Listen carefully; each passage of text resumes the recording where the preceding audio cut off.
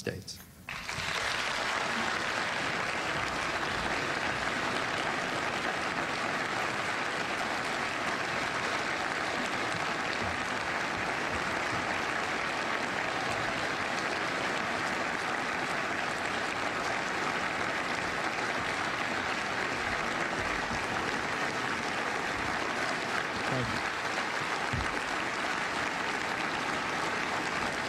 Thank you.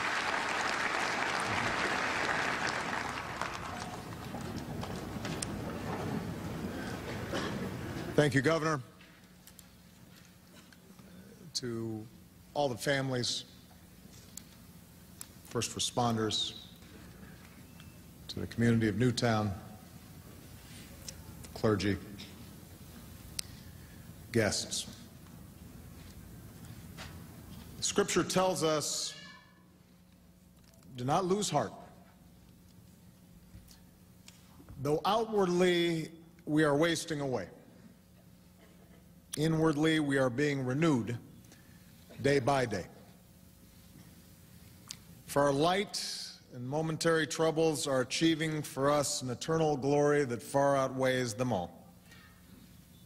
So we fix our eyes not on what is seen, but on what is unseen. Since what is seen is temporary, but what is unseen is eternal.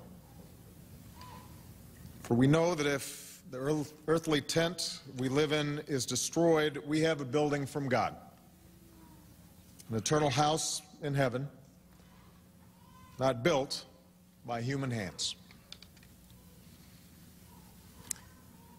We gather here in memory of 20 beautiful children and 6 remarkable adults.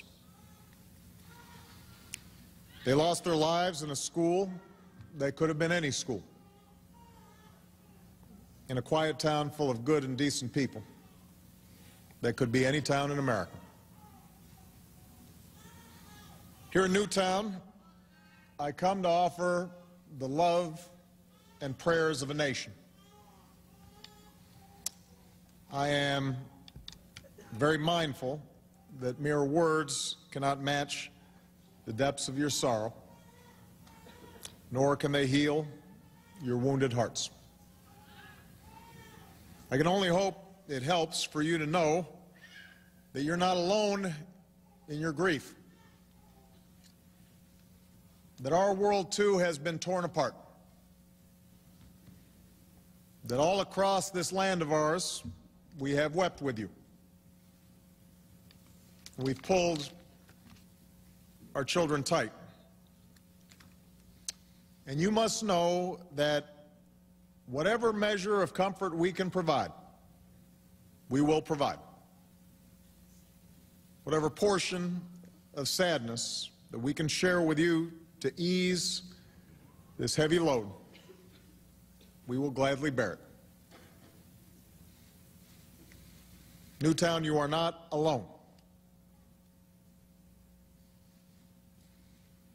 As these difficult days have unfolded, you've also inspired us with stories of strength and resolve and sacrifice.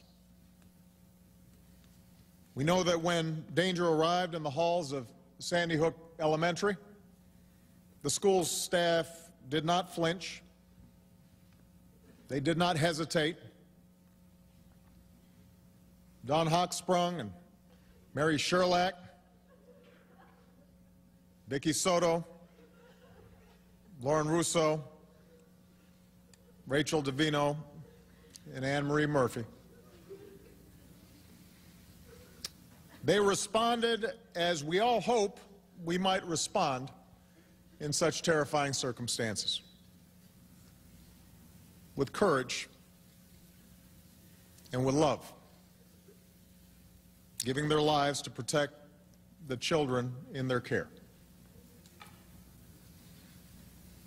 We know that there were other teachers who barricaded themselves inside classrooms and kept steady through it all, and reassured their students by saying, wait for the good guys, they're coming. show me your smile. And we know that good guys came. The first responders who raced to the scene, helping to guide those in harm's way to safety and comfort those in need, holding at bay their own shock and their own trauma because they had a job to do and others needed them more. And then there were the scenes of the school children helping one another, holding each other, dutifully following instructions in the way that young children sometimes do. One child even trying to encourage a grown-up by saying, "I know karate, so it's okay, I'll lead the way out."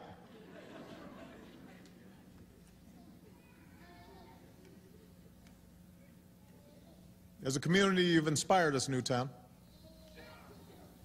In the face of indescribable violence, in the face of unconscionable evil, you've looked out for each other, and you've cared for one another, and you've loved one another. This is how Newtown will be remembered. And with time and God's grace, that love will see you through. But we as a nation, we are left with some hard questions.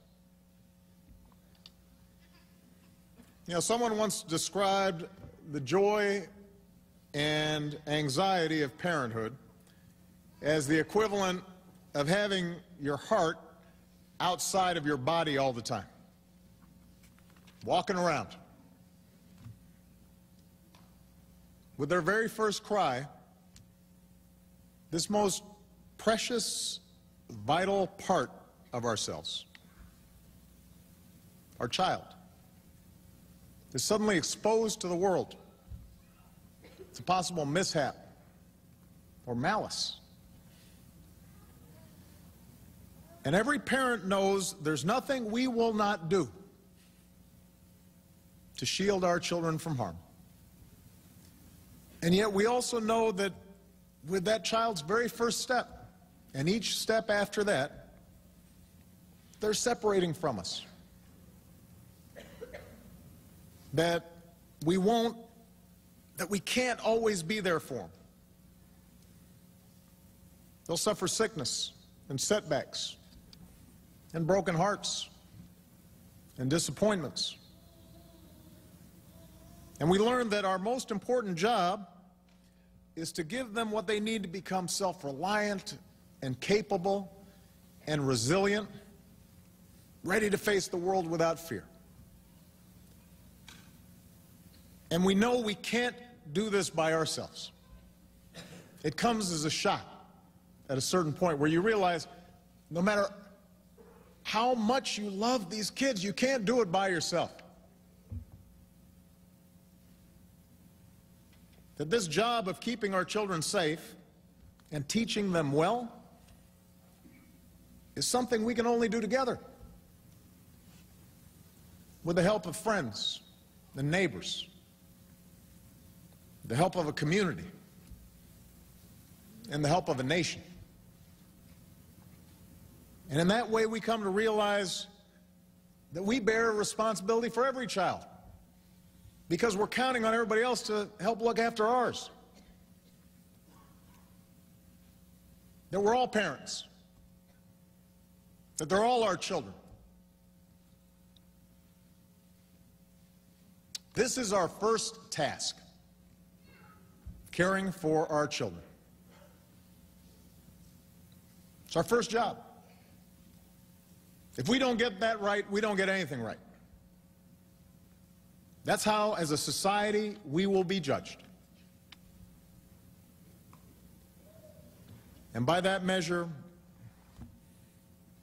can we truly say, as a nation, that we're meeting our obligations? Can we honestly say that we're doing enough to keep our children, all of them, safe from harm? Can we claim as a nation that we're all together there, letting them know that they're loved and teaching them to love in return? Can we say that we're truly doing enough to give all the children of this country the chance they deserve to live out their lives in happiness and with purpose? I've been reflecting on this the last few days, and if we're honest with ourselves, the answer is no. We're not doing enough, and we will have to change. Since I've been president, this is the 4th time we have come together to comfort a grieving community torn apart by mass shootings. 4th time we've hugged survivors. The 4th time we've consoled the families of victims. And in between, there have been an endless series of deadly shootings across the country, almost daily reports of victims, many of them children, in small towns and big cities all across America. Victims whose, much of the time, their only fault was being in the wrong place at the wrong time. We can't tolerate this anymore. These tragedies must end. And to end them, we must change. We will be told that the causes of such violence are complex, and that is true. No single law, no set of laws can eliminate evil from the world or prevent every senseless act of violence in our society.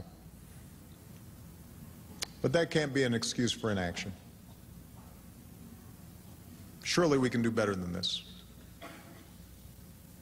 If there's even one step we can take to save another child, or another parent, or another town from the grief that's visited Tucson and Aurora and Oak Creek and Newtown, and communities from Columbine to Blacksburg before that, then surely we have an obligation to try. In the coming weeks, I'll use whatever power this office holds to engage my fellow citizens, from law enforcement to mental health professionals to parents and educators, in an effort aimed at preventing more tragedies like this. Because what choice do we have? We can't accept events like this as routine. Are we really prepared to say that we're powerless in the face of such carnage? That the politics are too hard? Are we prepared to say that such violence visited on our children year after year after year is somehow the price of our freedom?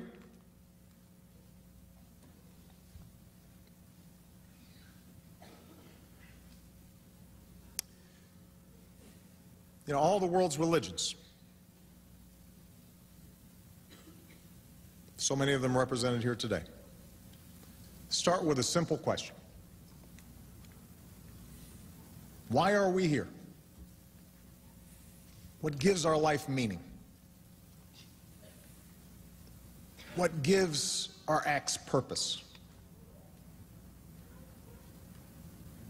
We know our time on this earth is fleeting. We know that we will each have our share of pleasure and pain,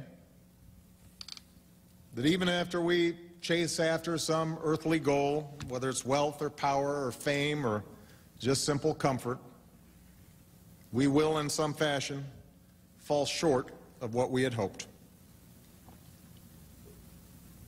We know that no matter how good our intentions, we'll all stumble sometimes in some way.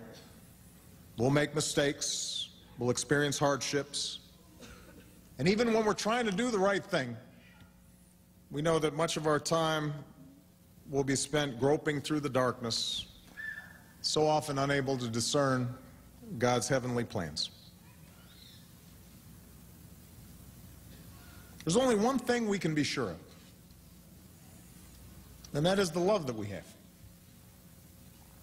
for our children, for our families, for each other. The warmth of a small child's embrace. That is true. The memories we have of them, the joy that they bring, the wonder we see through their eyes, that fierce and boundless love we feel for them, a love that takes us out of ourselves and binds us to something larger. We know that's what matters. We know we're always doing right when we're taking care of them, when we're teaching them well, when we're showing acts of kindness. We don't go wrong when we do that. That's what we can be sure of. And that's what you, the people of Newtown, have reminded us. That's how you've inspired us. You remind us what matters.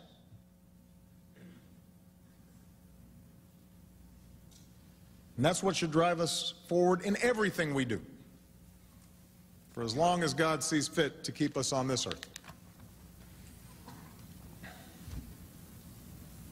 Let the little children come to me, Jesus said, and do not hinder them, for to such belongs the kingdom of heaven. Charlotte, Daniel, Olivia, Josephine, Anna, Dylan, Madeline, Catherine, Chase, Jesse, James, Grace, Emily, Jack, Noah, Caroline, Jessica, Benjamin, Avliel, Allison. God has called them all home. For those of us who remain, let us find the strength to carry on and make our country worthy of their memory. May God bless and keep those we've lost in His heavenly place. May He grace those we still have with His holy comfort. And may He bless and watch over this community and the United States of America.